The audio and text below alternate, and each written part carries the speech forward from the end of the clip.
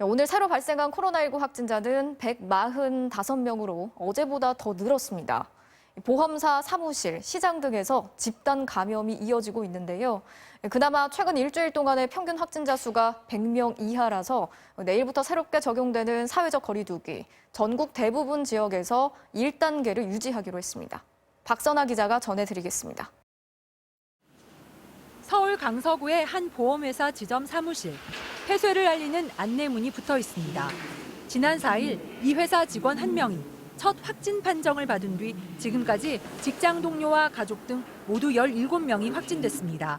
한마디 듣고 다 잘 됐다고 그랬어요. 그 시설을 확인했을 때는. 근데 이제 감염 경로가 탕비실이나 공동 쓴 데에서가 있지 않겠나. 서울 송파구의 가락시장에서는 지난 2일 상인 1명이 양성 판정을 받은 이후 모두 8명이 확진됐습니다.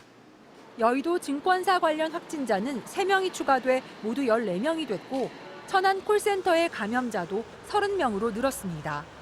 이 콜센터에선 직원들 대부분이 마스크를 쓰지 않고 근무했는데 콜센터 휴게실의 공용 침대와 전자레인지 버튼에서 코로나 바이러스가 검출됐습니다.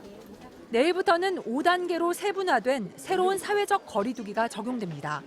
단계 조정의 가장 중요한 기준은 일주일간 하루 평균 확진자 수인데 최근 평균은 전국 92.1명, 수도권 69.1명 등으로 기준치를 넘지 않아 기존처럼 1단계가 유지됩니다.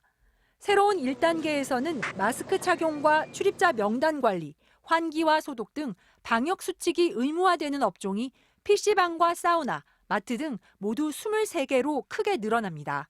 집단 감염이 잇따랐던 충남 천안과 아산에서는 어제부터 1.5단계가 적용되고 있는데 방역당국은 수도권도 증가세가 계속되면 1.5단계로 격상할 수 있다고 밝혔습니다.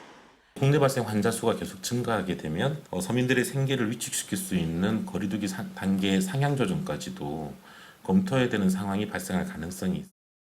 방역당국은 추운 날씨에 환기를 덜하게 돼 전파 위험이 더 높아졌다며 감기 같은 증상이 나타나면 외출을 삼가고 코로나 검사를 받길 당부했습니다. MBC 뉴스 박선아입니다.